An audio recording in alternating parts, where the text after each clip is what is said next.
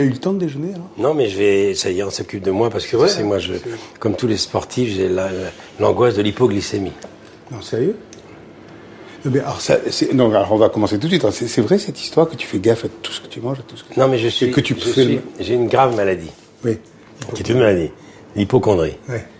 Et plus j'avance, plus ça me stresse. Les drames familiaux que j'ai connus depuis quelques années, mes parents, mon frère, tout ça, fait que maintenant, ça a pris encore plus d'importance. Donc je fais tout pour essayer de me calmer. Comme je nage beaucoup, de temps en temps, les nageurs, pour prendre leur pouls après un effort, ils font ça. Ils prennent la veine ici. Je m'écoute, comme disent, tu sais. Je m'écoute. Et là, par exemple, le fait que tu ne manges pas tout de suite, ça veut dire quoi? Si, là, non, mais parce que bon, je vais prendre mon thé, mais je sais que j'aime pas manger beaucoup, donc je suis un grignoteur. Ce qui fait que mon problème, c'est que j'ai des coups de barre. En fait, c'est très compliqué. Comme je fais 7 heures de sport par semaine, ce qui est considérable. À mon âge, c'est considérable. 80 km je fais 80 km de vélo par semaine natation. Et je fais la natation. Mais tout ça, il y a également les problèmes de récupération. Quand tu nages 1 heure par jour, c'est... Alors, Monadou en fait 18 km par jour. Mais moi, quand j'en fais 2, voilà, j'ai besoin de récupérer. Donc, je suis en train de chercher un équilibre.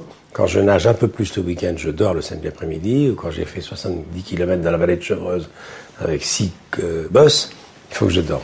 Donc, mon problème, je suis toujours en permanence à la recherche du meilleur équilibre pour surtout pas entamer le seul capital que je ne veux surtout pas entamer, qu'est la santé. Et le temps? Et le temps, puisque mon obsession, c'est la durée. La durée, partout? Partout. C'est... à 20 ans, c'est très obsessionnel, même à 18 ans, je voulais faire. J'aimais les carrières qui durent, les amitiés qui durent, les amours qui durent, et les santé qui durent. Voilà. Donc mon problème, c'est ça, m'inscrire dans l'obsession de la durée.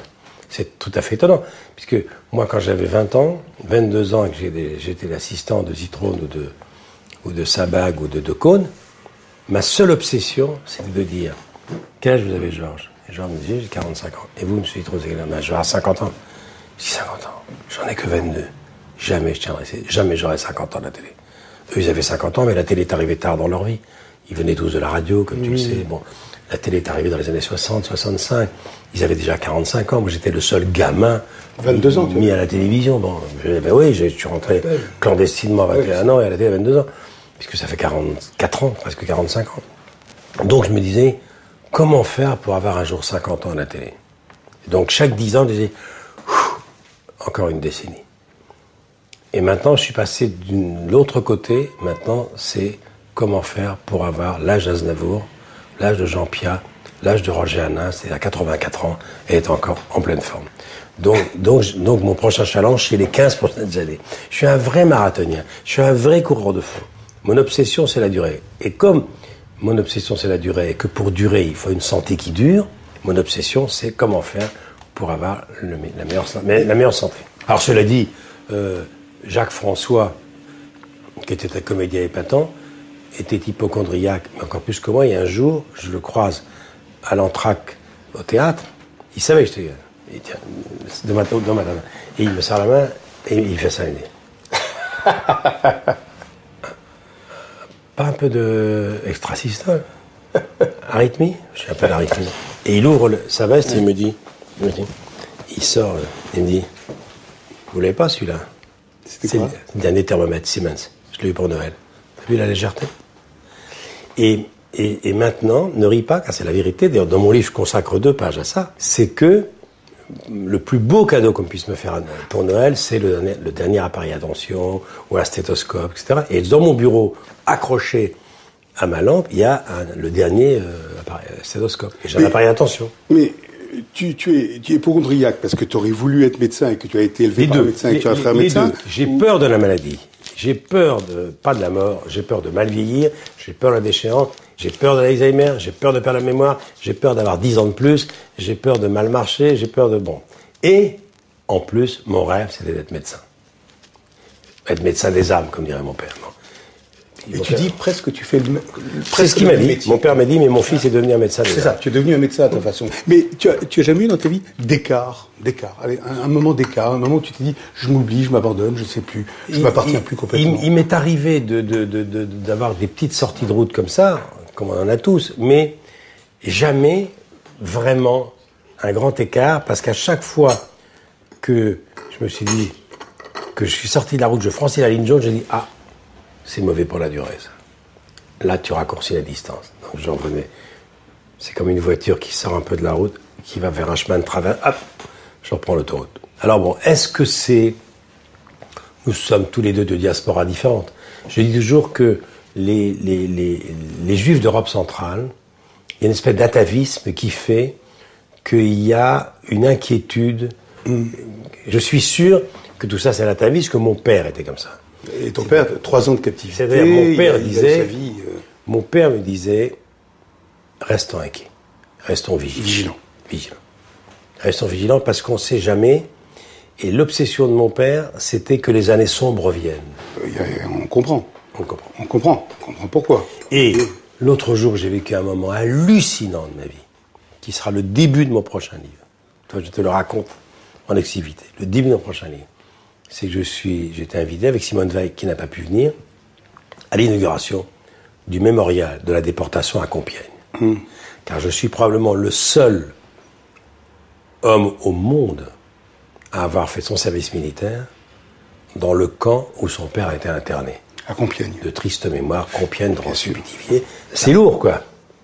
C'est lourd, et alors moi, j'ai décidé d'essayer de me guérir de l'angoisse de l'enfance, mais ça on va en parler, puis c'est tout le sujet de mon bouquin, parce que ça a été un long chemin derrière cette apparence lisse, harmonieuse, calme, qui fait pas de vagues, apparemment complaisant, appartenant bien avec tout le monde, se cache quelqu'un d'extraordinairement angoissé.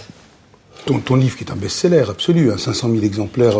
Jamais j'aurais imaginé ça. Il va être adapté surtout. Oui, il paraît, un film. 2 fois 90 minutes. C'est formidable. Le titre, c'est « Qu'est-ce qu'on va faire de toi ?» Cette phrase qui résonne dans ton cœur tout le temps, phrase de ton père. « Qu'est-ce qu'on va faire de toi ?» Qu'est-ce qu'on va faire de toi ? Qui n'a pas entendu ça ? Pas moi. Mais qu'est-ce qu'on va faire de toi, etc. Et cette phrase, tu dis, elle a failli me détruire à petit feu. Et il y a une question que je voulais vous poser, parce qu'on va y revenir là-dessus. Elle a failli te détruire, cette phrase. Mais qu'est-ce qui t'a pris de le publier là ? Quand Jean est mort. Ouais. À 62 ans, il est mort. Il avait 62 ans. Ouais. C'était un tel séisme. Ouais. D'abord, Jean est mort dans des circonstances effrayantes. Il est mort à 6 km de ma maison en Provence, et je ne savais pas qu'il était là. Je suis rentré à Paris le soir pour revenir le lendemain, et lui, il était là, je ne savais pas. Il aurait suffi, comme de ma balade en vélo, je passe devant sa maison qui était à Monégès, moi j'étais à Gallière, tout près. Il aurait fallu que je m'arrête, et que les gardiens, ou que sa compagne me disent « Jean n'est pas très bien », je l'aurais vu, et j'aurais dit « médecin, tout de suite ». C'est comme si tu ne l'avais pas sauvé. Voilà, c'est-à-dire je m'en veux de ne pas m'être arrêté, parce que moi, anxieux comme je suis, je rappelais le SAMU, je rappelais un médecin. Bien sûr. Et j'ai su après qu'il avait fait une crise d'asthme terrible lundi, à Paris. Il a fait cette deuxième crise 3 jours après, et qu'il n'aurait jamais dû descendre. Donc, j'ai culpabilisé de ne pas avoir été là. Et en plus, il est mort à un moment incroyable. Il est mort le week-end où je l'avais convaincu de s'associer avec moi. Drucker et Drucker, une société de communication, c'est ça que tu voulais faire. Sur la même carte. Le rêve des parents, Drucker. L'autodidacte qui n'a que son certificat d'études, qui tendait la main à l'énarque. Couvert de diplômes, le phénix, la star de la famille, qui lui était rongé par le doute, il en est mort, et par l'inquiétude de son avenir. Qu'à 62 ans, il avait eu tous les postes de responsabilité. Tout. Ils se demandaient ce qu'il allait devenir. Et je lui avais dit, écoute, c'est très simple. Tu vas quitter tout ça. Tu vas quitter la CIS, le stress, les actionnaires, les Allemands. Tu quittes tout ça. Et on s'associe, Drucker et Drucker, on loue des bureaux, et on fera pas plus mal que Minx et Gala et les autres. Il m'avait dit d'accord. Et quand j'allais le voir ce week-end-là, c'était pour écrire les statuts. Il est mort le week-end où j'allais lui changer sa vie, et on allait, et ça a été le bonheur de mes parents, terminer notre carrière ensemble. L'histoire de 2 frères, jumeaux, 13 mois d'écart, qui ont cheminé sur l'autoroute de l'audiovisuel, l'un sur la voie des saltimbanques, l'autre sur la voie des décideurs, des capitaines d'industrie, et on allait s'associer ensemble. Et avec nos 2 réseaux, on serait beaucoup amusés.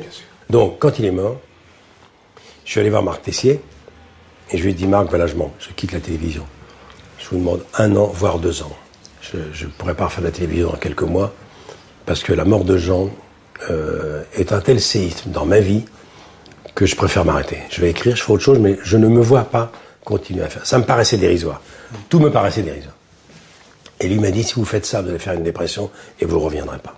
Vous avez raison. Il me dit, faites surtout ça. En revanche, je vais vous donner 2 fois plus de travail. Vous allez beaucoup travailler. Vous allez me faire plein d'émissions. Et je me suis lancé encore plus dans cette folie de ce métier. Et puis au bout de 6-8 mois, 1 an, j'ai dit, je vais écrire un livre sur Jean. C'est Bernard-Henri Lévy qui m'avait donné cette idée-là. Il me dit, écris un livre sur Jean. Et le titre du livre, c'était « Allô, c'est moi, rappelle-moi ». C'était son dernier message sur le portable. Et puis, je me suis dit, je vais raconter l'enfance. Et en réalité, je vais raconter pour la première fois un sujet douloureux, c'est le calvaire, car c'en est un, que j'ai vécu sans que personne ne le sache. En tout cas, pas mon père, entre 7 ans et 17 ans. Rien, une page blanche. Ce qui est rarissime. Parce qu'entre 7 ans et 17 ans, tout se décide. Bon, c'est quelqu'un qui rêve, qui est heureux avec les copains, qui court les filles, qui a besoin de rentrer dans la vie active très tôt, qui n'a été intéressé que par les adultes, et qui passe tous les soirs à 16h30, et se met à la fenêtre de la maison familiale, à la gare, le Paris-Grandville, qui s'arrête à 18h. Et tu regardes passer les trains, si j'ose dire. Je regarde passer les trains, et un jour je dis, je vais monter là, et je ne reviendrai pas. Tiens, on va continuer à bas. Tu amènes ton thé, si tu veux. Je fais comme chez moi, Serge.